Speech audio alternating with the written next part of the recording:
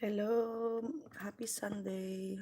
Hope you're all well and safe at home, or if you're working or out and about, please extra please be extra careful and be safe always. Make sure you're following your country's guidelines on the safety measures. Yeah. Uh, and please be extra smart when it comes to taking care of yourself. Yeah, please be. Yeah. All right.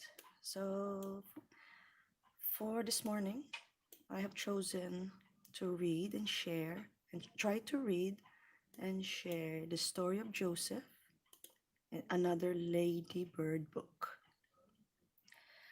Again, this is me trying to share the story. Okay, let me try and read this part. This is undoubtedly one of the most adventurous, dramatic stories from Old Testament records, and the life story of Joseph and his brethren is delightfully retold by Miss Lucy Diamond in lucid and simple style understood by boys and girls alike. Mr. Kenneth Innes depicts the atmosphere of the story with numerous illustrations in full color. So this book we found it in the charity shop, and it used to be owned by Ian Lilly. So thank you, Ian, for donating this lovely book. And it only costs 25p. So we're lucky. We're lucky to have found this book. So let us begin. The Story of Joseph by Lucy Diamond with illustrations by Kenneth Innes.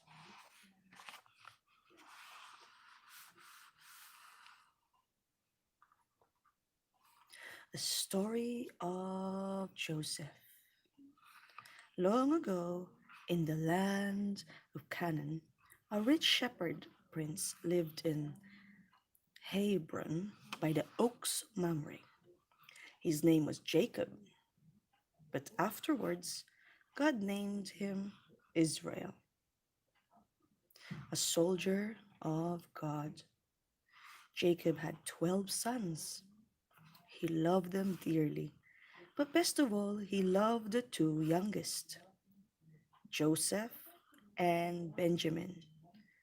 They were the sons of his dear wife Rachel, who had died. The brothers were all shepherds and worked together in the fields. Sad to say, Joseph sometimes told tales to his father of what his brothers did. This made them very angry. When Joseph was 17, Jacob gave him a coat of many colors, a long sleeved garment only worn by those who had no work to do. When the brothers saw Joseph wearing this grand new coat, they were furious.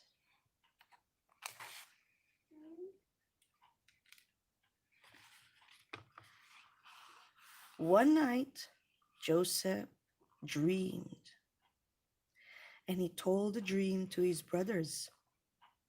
Listen, he said, we were binding sheaves in the fields, and my sheaf stood upright. Then all your sheaves came round and bowed down to my sheaf. How cross the brothers were.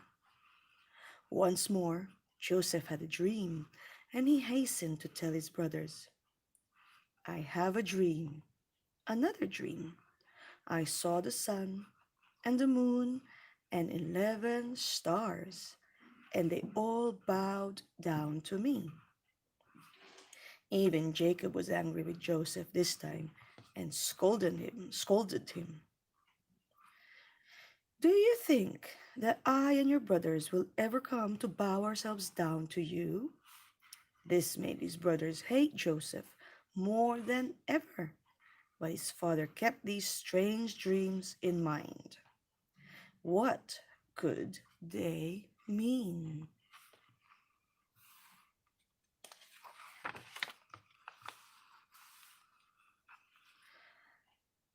Sometime after this, the brothers had gone far north to Shechem to feed their flocks. Israel said to Joseph, "Go to Shechem and see how your brothers are getting on. Bring me word how they are." So Joseph left the vale of Hebron and journeyed to Shechem. His brothers were not there. He was wandering about looking for them when he met a man and spoke to him. "I want to find my brothers. Have you seen them about here?" "Yes," the man answered. "I saw them with their flocks. They said they were going to Dothan to find fresh pasture." So Joseph went until he came to Dothan, which was quite near the great highway on which caravans traveled from Damascus to the land of Egypt.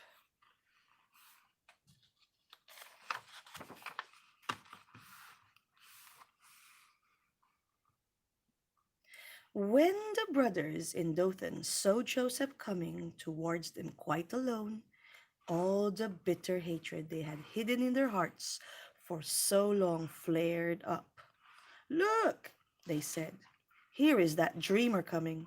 Let us kill him and throw him into one of the pits. We can say an evil beast has eaten him. We shall see then what will become of his dreams." The oldest brother, Reuben, who was just coming off to water his sheep, tried to save him. "Don't kill him," he said. "Cast him into a pit, if you will, but lay no hand upon him." Reuben really meant to keep Joseph alive and take him safely home. So, as Joseph drew near, the brothers seized him, tore off the beautiful coat his father has given him, and threw him into a dry, empty pit nearby.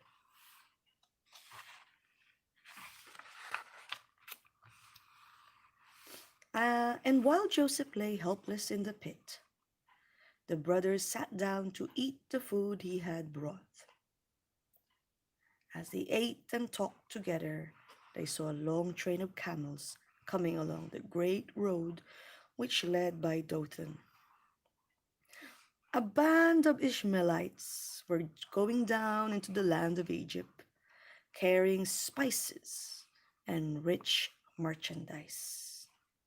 This gave Judah, another brother, an idea. "What good will it do to us to kill our brother?" he said. "Let us sell him to these Ishmaelites, then we shall be rid of him." So Joseph was hurriedly drawn from the pit and sold to the Ishmaelites for 20 pieces of silver. When Reuben came back from tending his flock, he was terribly distressed to find Joseph gone. All he could do now was to help make up a story to tell their father.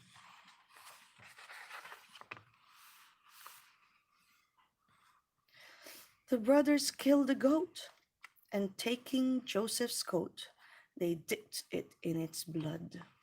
Then they carried it home to their father in Hebron. "Look," they cried. "We have found this, by the way.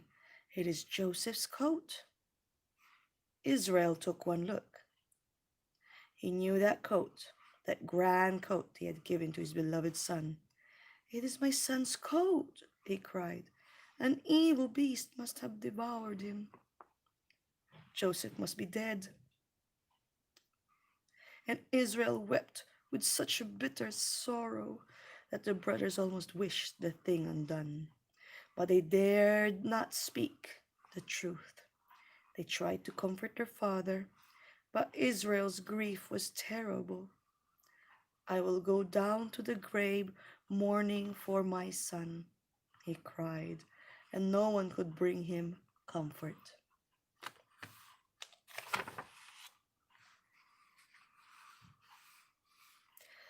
The Ishmaelites called Joseph with them, carried Joseph with them into the land of Egypt.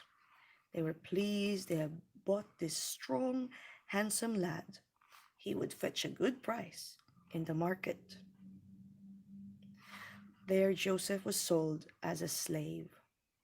The man who bought him was Potiphar, the captain of the king's guard. How sad it was for Joseph then, far from his home, quite alone in a strange land. This favorite son of a loving father now had to face loneliness and many hardships during the years which followed. But he was no coward. He was brave and patient, and in his loneliness, his thoughts turned to the Lord Jehovah. Even in this strange land, he felt that God was near, and the Lord was with Joseph and made all that he did to prosper.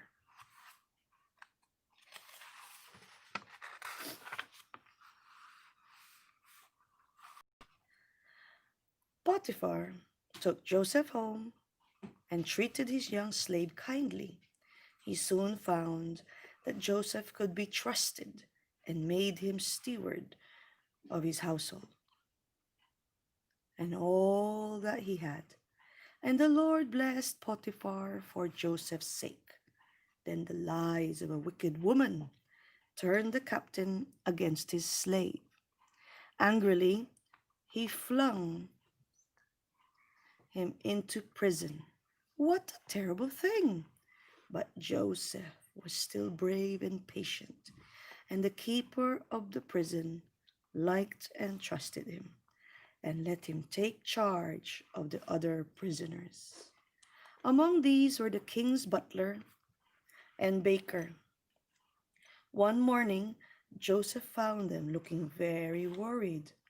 "What is the matter?" he asked. "We have dreamed," they answered, "and we do not know what the dreams mean." "Tell me your dreams," Joseph said. "God will show me the meaning." So the chief butler told his dream. "I saw a vine with 3 branches. The vine budded and blossomed into clusters of grapes. Pharaoh's cup was in my hand, and I pressed the grapes into the cup and gave it to Pharaoh." "The 3 branches are 3 days," Joseph answered. "In 3 days, Pharaoh will make you his butler again." The chief baker hastened to tell his dream. "Alas, the meaning was a sad one. Pharaoh will never forgive you," Joseph told him. Then he turned to the butler. "When you stand again before Pharaoh," he pleaded, do tell him about me. I was stolen away from the land of the Hebrews, and here I have done no wrong. Yet I am in prison." Everything happened as Joseph had foretold, but the chief butler forgot all about Joseph. 2 years passed, and Joseph was still in prison. One night, Pharaoh dreamed that he was standing by the river Nile when 7 fat kine came from the river and fed on the reed grass. Then there came, then there came 7 miserable thin kine, and they ate up the 7 fat kine. Let me just check something, guys. Hindi ako mapalagay dito. Tingnan natin kasi hindi ko ito alam. So check lang po natin, guys. Time. No, not that one. This one. Time. Kain. Okay. Time. Kain po siya. Time. Ngayon, ang tanong ko, ano itong hayop? Time. Alamin natin, mga kaibigan, mga kapatid. Okay. Collectively. So, mga baka siya. Cows, collectively. See? We learned something new today. Well, myself. At dun sa hindi nakakaalam, there you go. So, I asked, what does kain kind, What does kind mean in the Bible? Seventh and ill-favored. Domesticated animals as a group, regardless of age and sex. Okay. Ayan, nagkaroon tayo ng idea. Okay, balik po tayo. Sige. Pharaoh awoke, but again he slept and dreamed another dream. He saw 7 ears of corn spring up on one stalk, all good and full. After them came 7 thin ears, dried and scorched by the wind, and the thin ears swallowed up the 7 full ears. When Pharaoh awoke, he was troubled. None of his wise men could tell what the dreams meant, and so he grew more anxious. Then the butler at last remembered Joseph and told the king about him. Send for this man, Pharaoh ordered. Joseph was hurriedly fetched from prison to stand before the king. I have a dream. I have dreamed a dream, Pharaoh said. I hear that you can interpret dreams. I hear that you can interpret dreams. I cannot tell their meanings, Joseph replied, but God will give Pharaoh an answer. So this Hebrew slave, Pharaoh told his dream. So to this Hebrew slave, Pharaoh told his dream. The dream is a good one, Joseph explained. The 7 fat kin?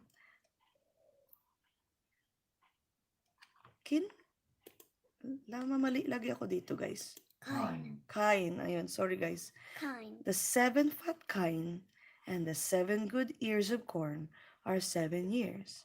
The 7 lean kine and the 7 poor ears are 7 years. There shall be 7 years of plenty in Egypt. Then will come 7 years of famine, such as grievous famine, that the years of plenty will be forgotten. Famine will be everywhere and will eat up the land. That is the meaning of the dreams, O king. God will bring all this to pass.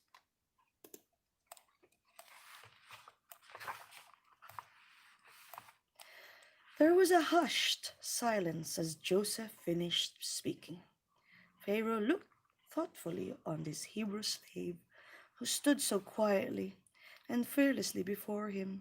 He felt certain that what he had foretold would come true. What can we do? He asked. Joseph answered at once. Let Pharaoh look out at a man wise and sensible and set him over the land of Egypt. Let him gather corn and store it safely away during the 7 years of plenty. Then when famine comes, there will be food in the land, and the people will not die. Pharaoh listened carefully. He looked around. There were all his courtiers, with the wise men and magicians. They had not been able to help him. Could he choose any of them? Then he looked again at Joseph. At last, Pharaoh spoke. Where can we find such a wise and sensible man as this Hebrew? A man in whom the Spirit of God is. God has shown you his will, he said to Joseph. Among all my people, there is none so discreet and wise as you. You will be able to help and advise us. You shall be over my people and over my house. You shall be ruler, second only to me in all the land. Pharaoh took off his ring and placed it on Joseph's hand. He dressed him in fine robes and put a gold chain around his neck. Now Joseph was governor of all Egypt, and when he rode out in his chariot, runners went before him crying, bow the knee, bow the knee. Joseph was 30 years old when he became a ruler in Egypt. Now he had a great work to do. During the 7 years of plenty, he never rested. He went up and down the land, seeing that corn was safely harvested. He built huge storehouses and stored away all the food the people did not need. When they were filled, he built others, until at last, when famine came, there was food in Egypt. Joseph opened his great storehouses, and as the famine grew worse, starving people came to him for food. Famine spread. In the land of Canaan, it was grievous. One day, Israel said to his sons, I hear there is corn in Egypt. Go down and buy for us, that we may live and not die. So Joseph's brothers went down into Egypt to buy corn. Benjamin alone stayed behind with his father, and Joseph was the governor to whom they came to buy, and they bowed themselves low before him. The dreamer whose dreams had come true marveled at the strange ways by which God had brought him to this moment. He knew his brothers, but they did not know him. How could they ever think that this majestic governor of Egypt was the brother they had sold into slavery? There was no hardness nor unforgiveness in the heart of the man who had become so wise as a ruler. But Joseph felt he must know if they were sorry for what they had done and how they had treated his father and Benjamin. Joseph began by speaking roughly to his brothers. Who are you, and where do you come from? He asked. We are 10 brothers, they answered. We come from the land of Canaan. Joseph pretended not to believe them. You are spies and no true men, he said. Are all your father's sons here? No, they replied. Our youngest brother is with our father, and one is dead. Joseph still pretended to doubt them. He had them put in prison for 3 days. Then he said, I will not kill you, for I fear God, but I will see if you speak the truth. One of you shall stay in prison, while the others go back and bring your youngest brother here. The brothers were in great trouble. They talked among themselves, never dreaming that this stern governor could understand. We are to blame for our brother's death, they said, and this truly is our punishment. We took no notice of his distress, and now this has come upon us. Joseph heard, and he went out and wept, but he was still firm. He had Simon bound and put into prison, and told the others to go home. He ordered his servants to fill their sacks with corn and to put the money they had brought into each sack. Then he gave them food for the journey. How amazed the brothers were when they opened their sacks and found the money. They were afraid. They were still more worried when they had to tell their father what had happened. Israel was broken-hearted. Benjamin shall not go with you, he said. His brother is dead, and only he is left me.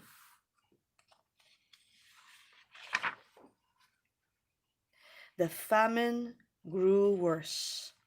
We dare not go back to Egypt without Benjamin, the brothers said. It was only after Reuben and Judah had promised to guard their youngest brother with their lives that Israel gave way, but he mourned grievously.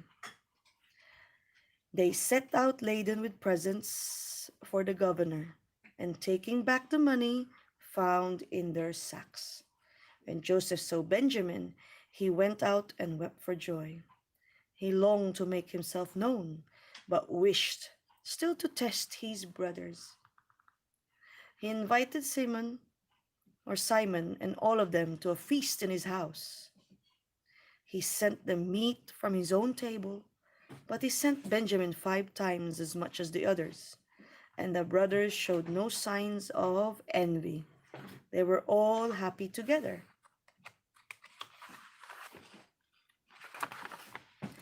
That night, Joseph ordered his steward to fill his visitors' sacks with corn and to put everyone's money inside his sack. But my silver cup with his money inside the youngest put my silver cup with his money inside the youngest brother's sack, he told them. The steward did as his master ordered, and the next morning the brothers started for home. Then Joseph called his steward and said, "Hurry, go after those men and say, 'Why have you given evil for good? Why have you stolen my lord's silver cup?'" "God forbid that we should do such a thing," the brothers said when the steward overtook them.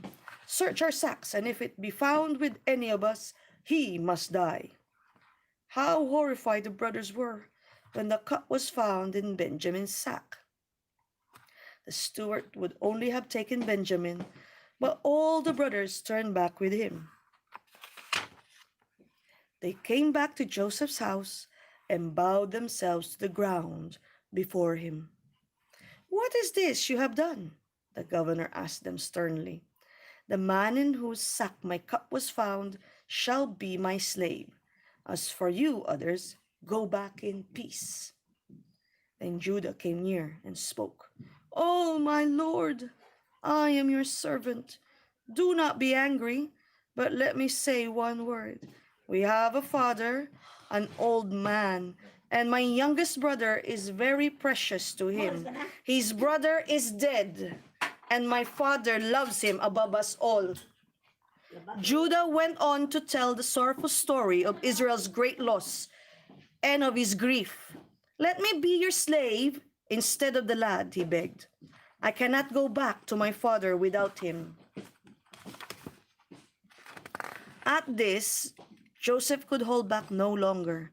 He saw how changed his brothers were, and he knew that he, too, had learned many lessons through the lonely years. Now he loved his brothers and longed after his own people. He sent all his servants out, and the governor stood alone as he made himself known to his brothers. "I am Joseph. Tell me about my father." The brothers were terrified. How could this great lord be the lad they had called the dreamer and sold as a slave into Egypt? Surely he would kill them now he had them in power. Surely he would kill them now he had them in his power. But Joseph understood. "Come near to me," he said. "You must not grieve and be angry with yourselves because you sold me. God sent me here before you because he had work planned for me and to save many lives."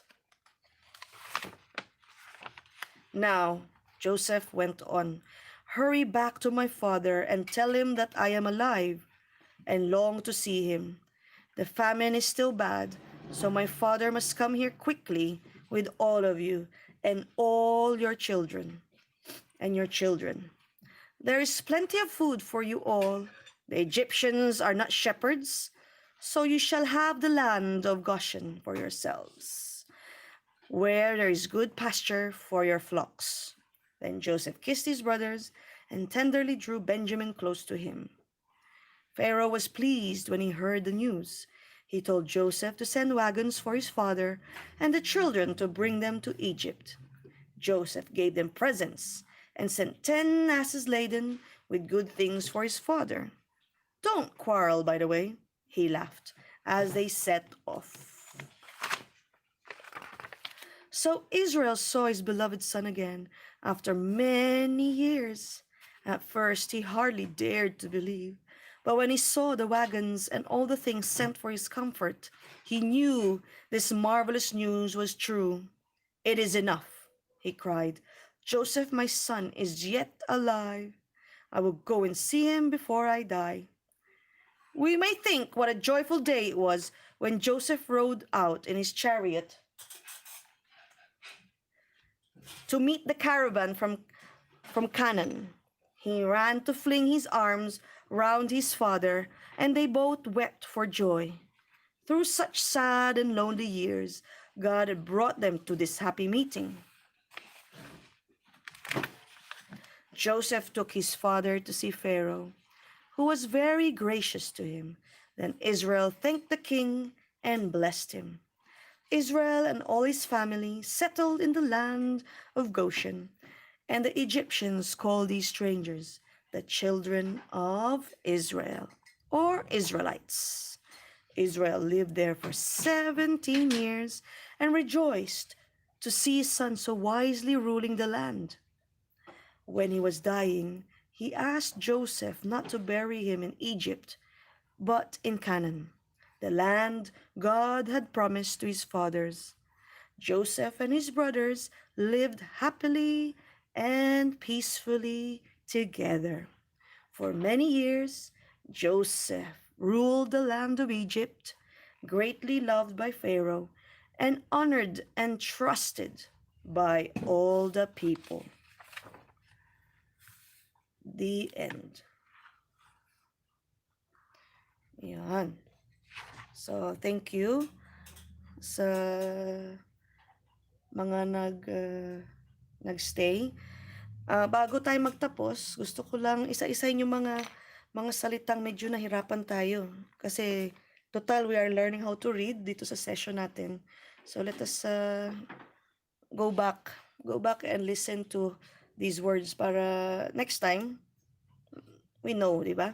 So, ito ulit, balikan natin, balikan natin ng kind. Kind. Yan. Ang ibig sabihin ng kind, cows collectively, or in the Bible, it means domesticated animals as a group, regardless of sex or age. Seven, thin, and ill-favored. Ayan. So, ito, may isa pa magandang meaning. It's a noun, and it's a type of cow. It's grouped together. Okay, it's their way of saying the word cow. Dialect. Okay. So, yun. So, same ang bigkas niya sa kind na mabait. And then ito ang isa pang medyo nalilito tayo kanina. Well, si Daisy, hindi kayo. Pero, anuin natin para sa benefit ng lahat. So, itong Hebron is a city of the West Bank, southwest of Jerusalem, sacred to both Jews and Muslims as the home and burial place of Abraham. And as King David's capital for 7 years, the city has a history of Jewish-Arab violence. Yun. And how do we pronounce yun ang isa pa? Para umuwi kayo may natutunan kung sakali, di ba? Yung iba sa inyo. Okay, so how do we pronounce the word? Teka lang, may ads. Yan natin lang. Click lang natin. Sandali lang. O, yan. Pakinggan natin. Hebron, Hebron. Ayan, Hebron. Hebron, Hebron. Hindi Hebron, ano? Hebron. Ayan. Hebron, O, yan. Hebron. So, yun. Tapos, meron pang isa ako napansin na medyo mahirap. Hebron, Okay. Salamat, Hebron. Ishmaelites. Itong ginagamit kong pangtulong sa atin ay kay Emma saying. So, salamat, Emma. Ito pa. May isa pa eh. Saan ba? Ito, Ishmaelites. Pero tingnan natin kung tama ako.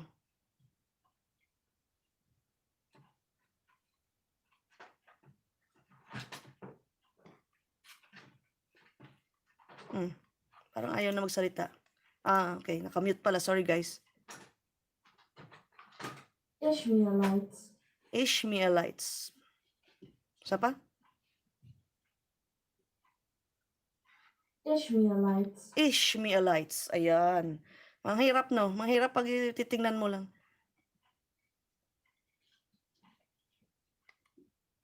Isa pa? Ishmaelites. Ishmaelites. Ayan, Ishmaelites. Kasi mga salita sa Bible, mahihirap din yan eh. Yung mga lugar at mga pangalan ng tao. Ay, Ishmaelites. salamat na marami. May isa pa ba tayo? May isa pa ba? Check. Meron pa ba? Wala na yata. Mukhang yun lang. Kung meron kayong gustong itanong sa akin, pwede natin pag-usapan sa susunod na Sunday tungkol sa mga binabasa ni Daisy na tungkol sa Panginoon Diyos, tungkol sa Biblia. Kung meron kayong mga request na halimbawa may gusto kayong unahin nating basahin, ganun din, magsabi lang kayo sa comment section natin at pwede nating unahin yung mga request nyo. Okay? Yun ay sa mga babasa nito o makikinig sa atin. Ano pa ba sasabihin ko? Okay. Ito nga pala, guys, paulit-ulit ko sinasabi, lahat ng mga storya tungkol kay Papa Jesus ay tatanggalan ko hindi pala kayo pwede maka-comment. O sige, iwan ko ang comment bukas para makapag-suggest kayo ng mga, halimbawa, may gusto kayong matutunan na salita, pwede natin pag-usapan yun tungkol sa Bible at saka yung topic na pwedeng basahin sa susunod. Pero yung pang-money, tatanggalin ko po yan. Kasi ito ay para lang sa pag-share at wala tayong gustong kitain dito kasi ito ay para sa Diyos. At kung sakali may mag-donate sa super chat habang nagla-live ako, ay iipunin natin yan pang bili ng mga pang-Diyos na libro na makakatulong rin sa susunod nating mga LS. So muli, maraming salamat sa mga taong narito ngayong umaga at sa mga makikinig sa replay nito. Lagi kayo mag-iingat. Have a blessed Sunday. God bless you all.